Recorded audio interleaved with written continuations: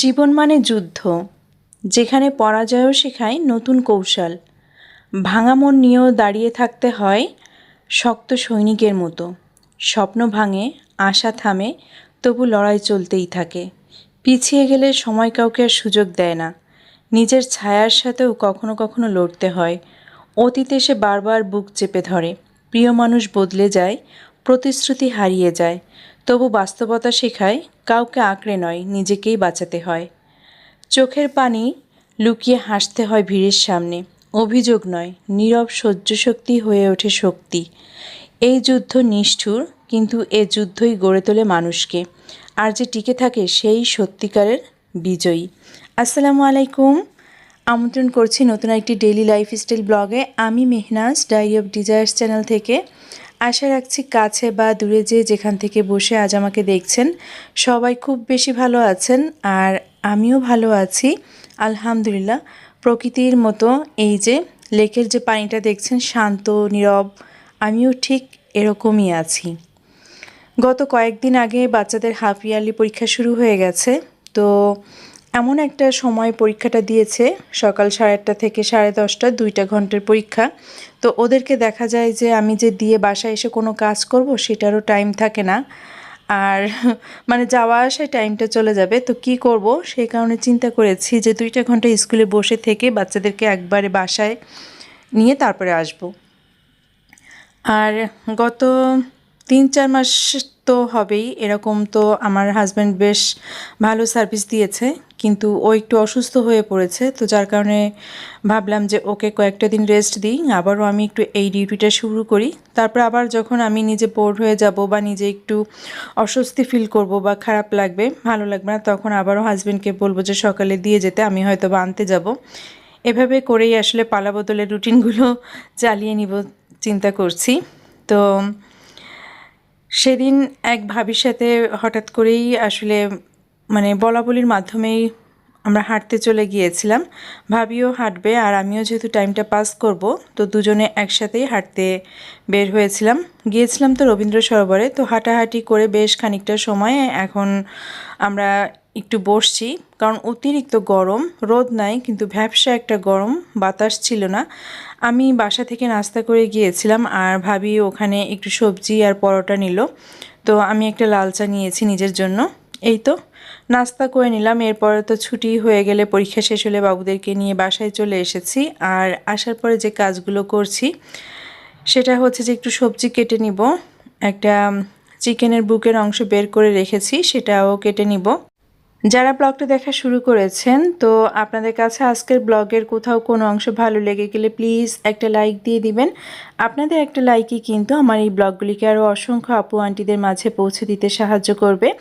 আর তাছাড়া যারা নতুন এসেছেন আমার চ্যানেলে, এই ধরনের ডেইলি লাইফস্টাইল ব্লগ যদি আপনারা পছন্দ করে থাকেন, তো আপনাদের কাছে অনুরোধ করছি আপনারা আমার চ্যানেলটিকে সাবস্ক্রাইব করে আমাকে সাপোর্ট করতে পারেন।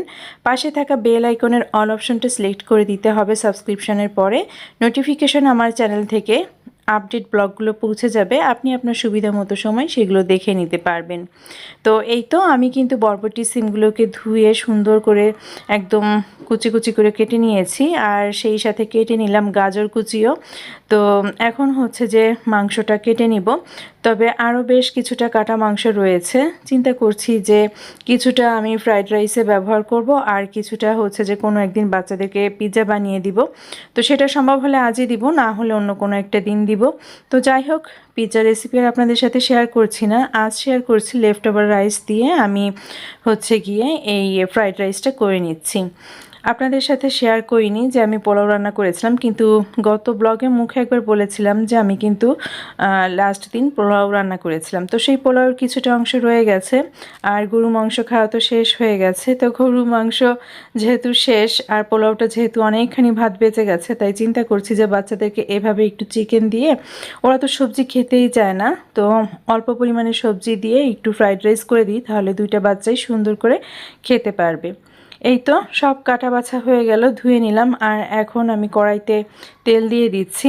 আপনারা সবাই পারেন, আসলে আমার বলার কোনো কিছু নাই। তো আমি প্রথমে আসলে চিকেনটাকে দিয়ে দিয়েছি, আর চিকেনটাকে একটু ভালো করে তেলের ভিতরে নেড়েচেড়ে এখন একটু পরিমাণ মতো রসুন পেস্ট দিয়ে দিচ্ছি। রান্না করতে করতে আরও কিছু কথা বলি।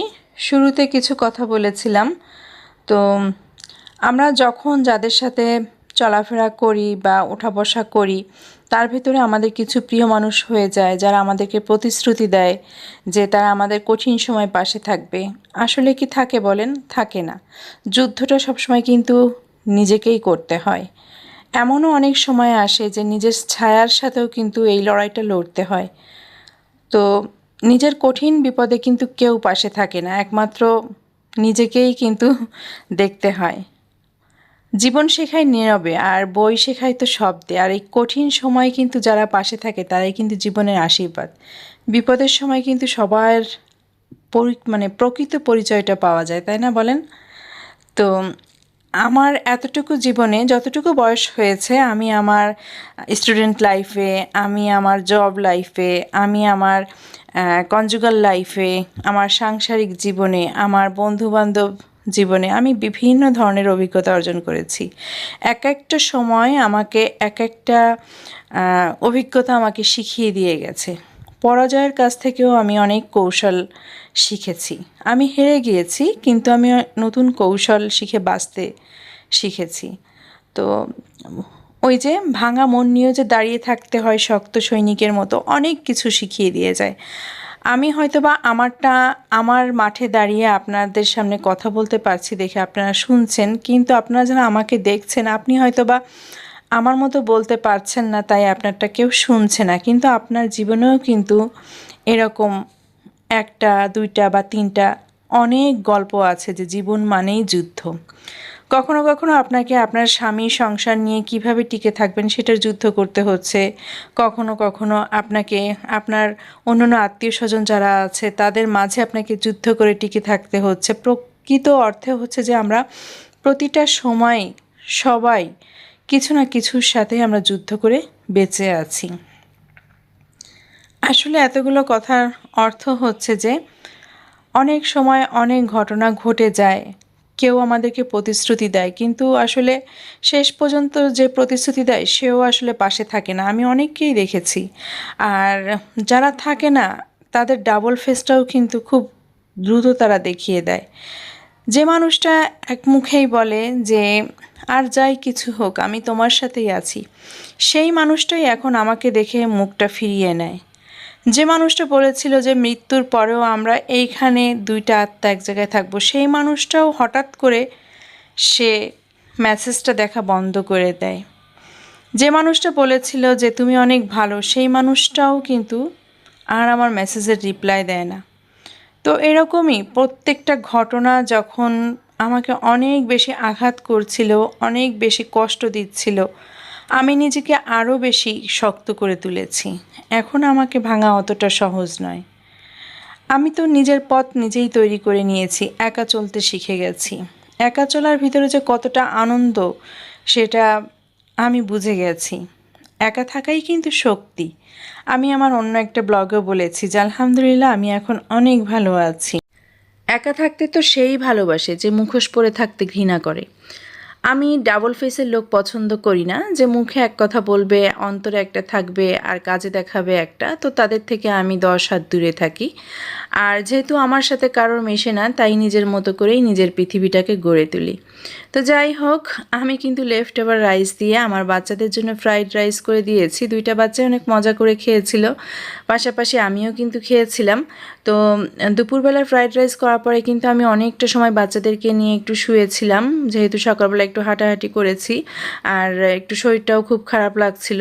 তো আমি এখন সংসারের যে কাজগুলো শুরু করেছি, যা আপনারা দেখলেন যে আমি বিছনাটা গুছিয়ে নিচ্ছি। আমি কিন্তু বিকাল 5:30 থেকে সন্ধ্যা 6:30 অর্থাৎ মাগরিবের আজানের আগ পর্যন্ত আমি আমার পুরো সংসারটাকে গুছিয়ে নিচ্ছি, সেটাই কিন্তু আপনাদের মাঝে শেয়ার করছি। তো ছাদে চলে এসেছি, কিছু কাপড় নাড়তে দেওয়া ছিল, আসলে আপাকে দিয়ে কাচিয়েছিলাম, তো উনি ছাদে দিয়ে গিয়েছিল। তো হঠাৎ করে অনেক বৃষ্টি নেমে পড়েছিল, আমি আর ছাদে আসিনি তখন কাপড় উঠাতে। তো এখন চিন্তা করলাম যে আসরের নামাজ পড়ে একবারে ছাদে উঠি, তাই বিছনাটা গুছিয়ে আসরের নামাজ পড়ে তারপর ছাদে উঠে কাপড়গুলো নিয়ে যাচ্ছি। আকাশটা দেখতে অনেক বেশি ভালো লাগছিল। আর আমার কাছে সবসময় ভালো লাগার বিষয়গুলো হচ্ছে যে ফুল, পাখি, আকাশ, পাহাড়, নদী, সাগর মানে ঝর্ণা এগুলো দেখতে খুবই ভালো লাগে, খুবই ভালো লাগে। বাচ্চাদের যদি পরীক্ষা না থাকতো তো আমরা হয়তো বা কোথা থেকে একটু ঘুরে আসতাম। তো এই তো বাসায় এসেছি, বাসায় এসে ভেজা কাপড়গুলো একটু নেড়ে দিয়ে এখন আমি রান্নাঘরে ঢুকে পড়েছি। রান্নাঘরে যে কাজগুলো করছি তখন যেহেতু অনেকটাই খারাপ লাগছিল তাই তাড়াহুড়া করে খেয়ে দিয়ে বাচ্চাদেরকে নিয়ে শুয়ে পড়েছিলাম। তো সিঙ্কে থালাবাটিগুলো ছিল, যে কড়াইটাতে আমি রান্না করেছি সেই কড়াই ছিল। মোটামুটিভাবে কাজ যেগুলো করার পরে এঁঠো থালাবাটি বের হয়েছে সেইগুলোকে এখন আমি মেজে ধুয়ে ক্লিন করে নিচ্ছি। তো সারাদিনই কিন্তু আপনাদের ভাইয়া বাসায় রয়েছে, আর হাজব্যান্ড বাসায় থাকলে মোটামুটিভাবে কিন্তু আমি আপনাদেরকে আগে পরের ব্লগগুলোতেও বলেছি যে কাজ করতে পারি না, ওর সামনে বসে থাকতে হয়, ওকে সময় দিতে হয়, ওর কথাগুলো শুনতে হয়, বা মানে একটা বন্ধুর মতো আসলে। তো যাই হোক, এভাবে করে সময়টা পার করেছিলাম, যার কারণে কিন্তু আজ সংসারের সব কাজ পড়ে আছে। আমি বাচ্চাদেরকে নিয়ে শুয়েছিলাম কিন্তু আমি ঘুমিয়েছিলাম না, মানে আমার ঘুমটা আসে না। আর যেহেতু ওদের বাবা বাসায় ছিল তাই দেখা যায় যে ওরা ঘুমিয়ে থাকা অবস্থায় আমি আর ওর বাবা গল্পই করছিলাম। তো এই তো এভাবে করেই সময়টা কাটিয়েছিলাম আর থালা বাসনগুলো ধুয়ে নিলাম। তো এখন হচ্ছে যে আমার এই যে হ্যাঙ্গারে এখান থেকে আমি সব কড়াইগুলো নামিয়ে নিয়েছি, মানে একটু সুন্দর করে ডিসিপ্লিন ওয়েতে রাখতে হবে, না হলে মানে একটার পর একটা রাখলে না কখন দেখা যাবে যে পড়ে যাবে নিচে, আবার কাচের কিছু থালা বাসন থাকে ওগুলো ভেঙে যাওয়ার চান্স আছে, তাই আমি একটু এগুলোকে গুছিয়ে নিলাম। তো কড়াইগুলোকে গুছিয়ে নেওয়ার পরে এখন চলে যাচ্ছি আমি ড্রয়িং রুমে। আর ড্রয়িং রুমে হচ্ছে যে প্রচুর এলোমেলো রয়েছে, কারণটা হচ্ছে যে গতদিন আমি বাচ্চাদেরকে নিয়ে কোচিংয়ে গিয়েছিলাম, যে কাপড়গুলো পরেছিলাম সেই কাপড়গুলোও এসে সোফার পরে রাখা আছে। আর আজ যে স্কুলে গিয়েছিলাম সেগুলো এসেও সোফার পরে রেখে দিয়েছি। তো এই তো এত হিজিবিজি এলোমেলো অবস্থা, ছোট্ট বাসা দেখা যাচ্ছে যে গুছিয়ে না রাখলে না মানে আরও বেশি চোখের সামনে এলোমেলো লাগে এমনটা মনে হয়। আর আমি তো বলি সবসময় যে অগোছালো বাসায় কিন্তু নিজেকে অনেক বেশি অসুখী আর অসুস্থ মনে হয়। তো এই তো সব কাজ আমি গুছিয়ে নিচ্ছি। তো আমার টার্গেট ছিল যে মাগরিবের নামাজের আগেই আমি আমার পুরো বাসাটাকে গুছিয়ে নিব, যতগুলো কাজ আছে। তো আমি সেটাই করছি এবং আলহামদুলিল্লাহ মাগরিবের আজানের আগেই আমি আমার পুরো বাসাটাকে গুছিয়ে নিতে পেরেছিলাম। গুছিয়ে তারপরে আমি নামাজ পড়েছিলাম। আর আজ হচ্ছে যে রান্নাবান্নার প্যারাটা একটু কমই আছে। ওদের বাবা যাবে একটা দাওয়াতে, একটা জায়গায় কাস্টমারের দাওয়াতে যাবে। তো আমার রান্নাবান্নার প্যারাটা আসলে ওইভাবেও নাই যে আমাকে অনেক কিছু করতে হবে বা এটা সেটা ডায়েট ফুড করতে হবে, বাচ্চাদের জন্য আলাদা করতে হবে। তো এই কারণে অনেকটা বেশি রিল্যাক্সেও আমি কাজগুলো সেরে নিচ্ছি। তো রাতের খাবারটা দেখা যাচ্ছে যে বাচ্চাদের পছন্দ অনুযায়ী আমি আমার পছন্দ অনুযায়ী একটা কিছু করে নিলেই আমাদের হয়ে যাবে। তো এখন হচ্ছে যে আমি পুরা ড্রয়িং রুমটাকে এই যে গুছিয়ে নিলাম। তো সোফাগুলো ঝেড়ে যেভাবে অ্যাজ ইউজুয়াল আমি যে কাজগুলো করে নিই সেভাবে করে নিচ্ছি। আর আপনারা কিন্তু আমার কোনো কথা আসলে পার্সোনালি নেবেন না। আমি আমার ব্যক্তিগত কষ্ট, দুঃখ, ক্ষোভ থেকে কিন্তু আমি আপনাদের সাথে আমার অভিজ্ঞতার কথাগুলো শেয়ার করি। আর সারা জীবনই দেখেছি যে আমি যাদের সাথে ভালো হয়ে চলার চেষ্টা করেছি, যাদেরকে অনেক বেশি সাপোর্ট দিয়ে গেছি, তারাই কিন্তু পরবর্তীতে মানে তাদের সাথে একটা হিসিং আমার কোনো না কোনো কারণে হয়ে যায়। তো যাই হোক, আমার ভাগ্যটাই হচ্ছে এমন। আমি যখন জব করেছি তখন একই সাথে আমি যখন কনসিভ করেছিলাম, প্রেগনেন্ট হয়েছিলাম, একই সাথে কিন্তু রিসিপশনিস্ট যে মেয়েটা থাকে সেও কনসিভ করেছিল। একটা সময় গিয়ে আমার চাকরিটা চলে যায় বা আমি নিজেও রিজাইন দিয়েছি বা আমাকে বাধ্য করা হয়েছিল, যে কোনো কারণে হোক, মানে আমার আর চাকরিটা থাকে না। কিন্তু আমি যখন চলে আসবো অফিস থেকে তখনও শুনেছিলাম যে রিসিপশনিস্ট সেও তো প্রেগনেন্ট ছিল, তারও চাকরি থাকবে না, মানে অসুস্থ অবস্থায় মেয়েরা কীভাবে কাজ করবে। কিন্তু পরবর্তীতে গিয়ে জানতে পারি যে সেই মেয়েটার চাকরি ছিল, কারণ তার সাথে এমডি স্যারের খুব ভালো সম্পর্ক ছিল, তো যেটা আমার সাথে ছিল না। এটাই হচ্ছে যে আমার কপাল। আমি সবসময় ছোটোবেলা থেকে চিন্তা করে এসেছি যে আমি এমন একটা মানুষ, আমার কথায় কাজে যেন কেউ দুঃখ কষ্ট না পায়। কিন্তু আসলে জীবন চলতে চলতে আসলে এমন একটা পর্যায়ে এসেছি, দেখা যাচ্ছে যে আজ আমি কারো কারো কাছে খুব টক্সিকভাবে পরিচিত হয়ে গেছি, কারো কারোভাবে এমন হয়েছি যে আমি মানে অনেক বেশি খারাপ একজন মানুষ। তো আসলে এগুলো আমার কখনো কাম্য ছিল না যে আমি আমার জীবনটাকে এইভাবে গড়ে তুলবো বা কখনো এরকম। আসলে জীবন আমাকে অনেক কিছু শিখিয়েছে। আমি তো বলছি যে মেয়েরা শ্বশুরবাড়ি আসলে বুঝতে পারে না যে তার কত খুঁত, সে অনেক কিছু পারে না শ্বশুরবাড়ি আসলে। তেমনি আমিও কিন্তু বাচ্চাদেরকে স্কুলে দিয়ে অনেক কিছু শিখলাম জীবনে। শুধু বাচ্চাদের স্কুলে দিয়ে না, আমি নিজের স্টুডেন্ট লাইফ আপনাদেরকে তো শেয়ারই করলাম যে নিজের জীবন থেকে অনেক অভিজ্ঞতা শেয়ার করেছি। তো যাই হোক, সেই সব অভিজ্ঞতা থেকেই কিন্তু আপনাদের সাথে আমি আমার জীবনের গল্প কথাগুলো শেয়ার করি। আর এই তো এভাবে করে আজকের কথা বলতে বলতে আমি এই যে সব কাজগুলো গুছিয়ে নিয়েছি। তো ড্রয়িং রুমে গুছিয়ে নেওয়ার পরে যে এলোমেলো কাপড়গুলো ছিল সেগুলো সব আমি ভাঁজ করে বাচ্চাদেরগুলো বাচ্চাদের ওয়ার্ড্রপে আমি ঢুকিয়ে রাখছি, আর আমার যেগুলো ছিল সেগুলো ভাঁজ করে আমি আমার রুমে নিয়ে যাব। তো এই ছিল আজকের ব্লগ। অনেক কথা বলে ফেলেছি, সবাই আমার জন্য দোয়া রাখবেন। ভুল ত্রুটি হলে ক্ষমা করবেন। আর যেহেতু এটা আমার নিজের জায়গা, নিজের কথা বলার একটা স্পেস, তাই আমি আপনাদের সাথে আমার জীবনের গল্প কথাগুলো শেয়ার করতে পছন্দ করি। দেখা হবে, কথা হবে নেক্সট ব্লগে। আল্লাহ হাফেজ, আসসালামু আলাইকুম।